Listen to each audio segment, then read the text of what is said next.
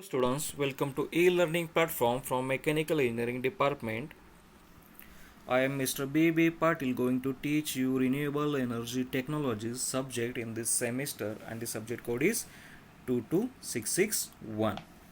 Okay. In last video we are already gone through the teaching and examination scheme of this subject. Also we have seen course outcomes. We are discussing our first unit, that is solar thermal systems, and up to methods of solar energy utilization. In that direct and indirect method we have finished in last video. Now we will continue with next point. तर आता आपण first topic जो solar thermal system आहे, ज्याच्यामध्ये आपण last व्हिडिओमध्ये methods of solar energy utilisation बघत होतो. त्याच्यामध्ये डायरेक्ट आणि इनडायरेक्ट अशा दोन मेथड्स होत्या, आणि डायरेक्ट मेथडमध्ये थर्मल आणि फोटोवोल्टाईक सिस्टीम्स अशा दोन सिस्टीम्स होत्या. त्यामध्ये आपण फर्स्ट बघूया आता थर्मल सिस्टीम, म्हणजेच सोलर थर्मल सिस्टीम. आता आपण सोलर थर्मल सिस्टीम म्हणजे काय, आता आपण जनरली सगळीकडे बघतो की बऱ्याच ठिकाणी वॉटर हीट करण्यासाठी किंवा पाणी गरम करण्यासाठी सोलर एनर्जी यूज केली जाते. ओके, तर हे काय one of the example of solar thermal system. बऱ्याच ठिकाणी आपल्याला टेरेसवर दिसतात किंवा इंडस्ट्रियल पर्पजमध्ये देखील वॉटर गरम वॉटर हीट करण्यासाठी सोलर एनर्जी यूज केली जाते. तर हे कशाचं एक्झाम्पल आहे, सोलर थर्मल सिस्टीम्स. ओके, आता बेसिकली सोलर थर्मल सिस्टीममध्ये काय होतं, solar thermal system converts sunlight into heat.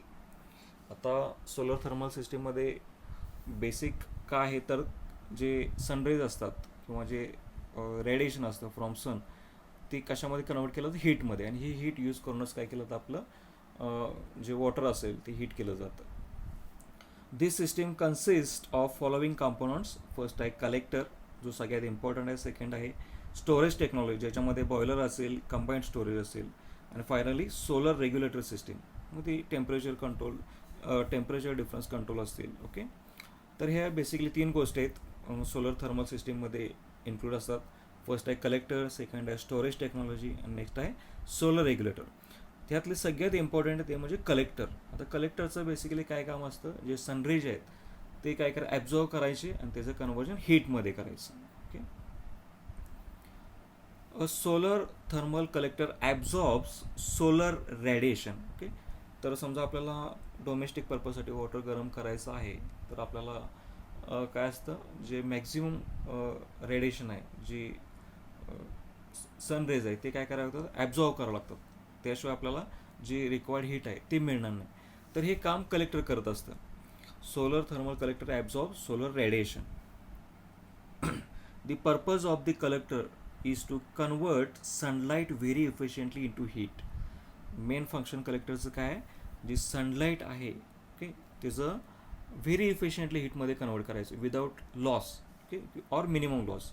Solar heat is transmitted to a fluid which transport the heat to the heat exchanger via pumps with a minimum heat loss. Okay, the exchanger transfer the heat into domestic hot water store. Okay, exchanger काय करतं, जी heat आहे ती कुठं transfer करतं, hot वॉटरला.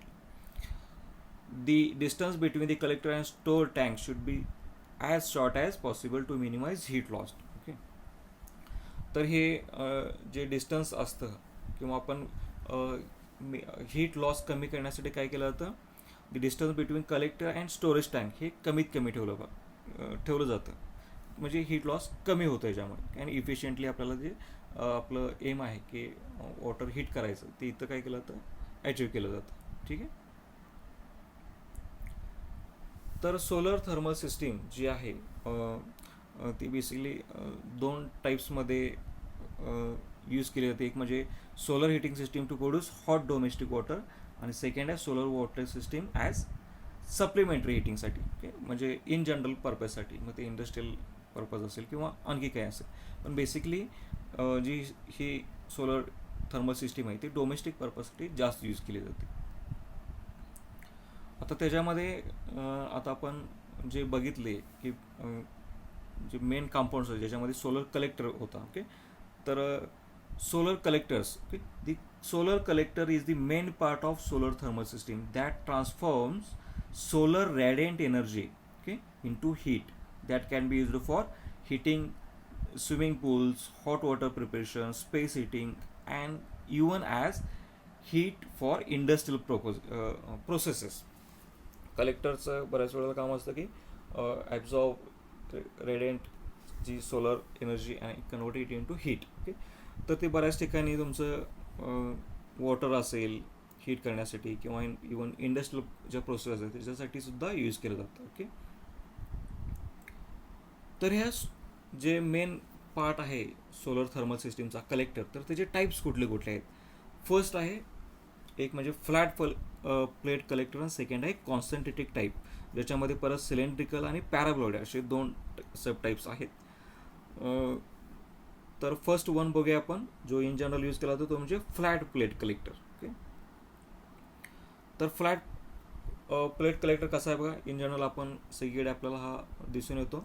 Okay, ह्याच्यामध्ये काय आहे, glass covered framework आहे. ओके, आणि आतला जो सरफेस आहे तो जनरली ब्लॅक ठेवला जातो फॉर मॅक्झिमम हीट ॲब्सॉर्ब करण्यासाठी. ग्लास कवर्ड फ्रेमवर्क, आता ही पूर्ण जो आहे ग्लास कवर्ड आहे आणि सनरेज आपण याच्यामध्ये काय करतो आतमध्ये ॲब्सॉर्ब केले जातात. Inside a series of copper tubes with copper fins attach, याच्यामध्ये कॉपर ट्यूब्स आहेत. Entire structure quoted in black substance. Okay, आतमध्ये कसं आहे पूर्ण जे स्ट्रक्चर आहे ते ब्लॅक आहे for maximum heat absorption. Rays heat water we circulate from the collector to an isolated tank. Okay, simply structure आहे बघा. सनरेज काय होतात, ब्लॅक सरफेस असल्यामुळे काय होतात ॲब्झॉर्ब होतात, एक कलेक्टरमध्ये कलेक्ट करतो, त्याचं कन्वर्जन हीटमध्ये होतं. आणि समजा या ट्यूब्समधनं जर कूल वॉटर का पास होत असेल तर हीट जनरेट झाल्यामुळे काय होतं, ते वॉटर हीट होतं आणि आपल्याला आउटलेट थ्रू ते बाहेर काढलं जातं फॉर यूज. ओके, तर हे सिम्पल फॉर्म आहे फ्लॅट कलेक्टर, ज्याला काय म्हणतात फ्लॅट कलेक्टर. सेकंड आहे इव्हॅक्युएटेड, हा थोडासा कशामध्ये येतो जो आपण बघितला होता सेकंड टाईप, कशामध्ये सिलेंड्रिकल पॅराबॉलिक किंवा कॉन्सन्ट्रेटेड टाईपमध्ये. ओके, ज्याला ट्यूब कलेक्टर असं देखील म्हटलं जातं. इव्हॅक्युएटेड ट्यूब सिस्टीम, ज्याच्यामध्ये काय परत ग्लास ट्यूब्स आहेत. ओके, आता ह्याच्यामध्ये आपल्याला दिसत आहेत की consist of two concentric cylindrical tubes. Okay, याच्यामध्ये काय दोन ट्यूब्स आहेत. आपण glass tube, evacuated glass tube आहे. Solar absorb collect heat energy from the sun. The annular space between the tubes is evacuated. These tubes are fixed on flat plate. The inner tubes filled with cold water receives solar radiation and thus heat is transferred to the water. Absorber inside vacuum tubes absorb radiation from the sun and heats up fluid inside the copper pipe. Additional radiation is picked up from the reflector behind the tubes. Okay, इथं आपल्याला is a example दिसतंय बघा evacuated tube सिस्टीमचं. Effective whether the angle of the sun even on the cloudy days. आता हे थोडंसं effective आहे flat plate कलेक्टरपेक्षा. इवन तुमचं क्लाउडी जरी तुमचं एन्व्हायरमेंट असेल तरी ते बेटर परफॉर्म करतं. ही आहे इव्हॅक्युएटेड ट्यूब सिस्टीम. त्यानंतर आपण कलेक्टर्स बघूया, किंवा ज्याला आपण जी फोकसिंग म्हटलं जातं की मॅक्झिमम तुमचं हीट ॲब्सॉर्ब करण्यासाठी काय केलं जातात, हे जी सोलर एनर्जी आहे कॉन्सन्ट्रेट करण्यासाठी वेगवेगळ्या टाईपचे रिसिव्हर यूज केले जातात. तर ते कुठले कुठले, concentrated solar energy used in concentrated solar thermal power plants, त्याला CSP असं म्हटलं जातं. Solar energy concentrated to central receiver, ज्याच्यामध्ये कुठले कुठले टाईप आहेत बघा. पॅराबोलिक आहे, फ्रेशनल आहे, तुमचं पॅराबोलिक डिश आहे किंवा सेंट्रल रिसिव्हर आहे.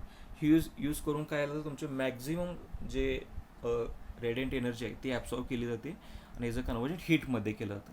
आता ही जी CSP आहे ही जनरली कुठे यूज केली जाते, जिथं तुमचं 100 डिग्रीपेक्षा आपल्याला टेम्परेचर जास्त रिक्वायर्ड असतं त्या ठिकाणी ही काय केलं जाते, CSP सिस्टीम यूज केली जाते, किंवा ज्याला कॉन्सन्ट्रेटेड सोलर एनर्जी म्हटलं जातं, कॉन्सन्ट्रेटेड थर्मल पॉवर प्लांट्स, जिथं तुमचं 100 डिग्री सेल्सिअसपेक्षा जिथं टेम्परेचर जास्त रिक्वायर्ड असतं त्या ठिकाणी हे काय केलं तर तुमचे रिसिव्हर्स यूज केले जातात वेगवेगळे, ज्याच्यामध्ये पॅराबोलिक, फ्रेशनेल, पॅराबोलिक डिश आहे किंवा सेंट्रल रिसिव्हर.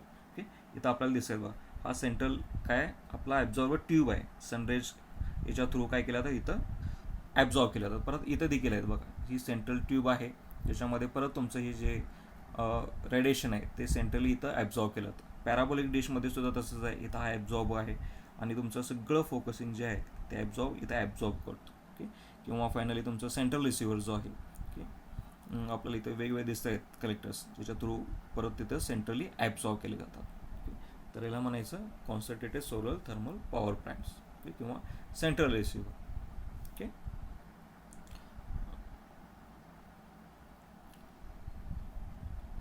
तर आता नेक्स्ट पॉईंट जे आपण ते नेक्स्ट व्हिडिओ लेक्चरमध्ये बघणार आहोत. So we will stop here. Thank you.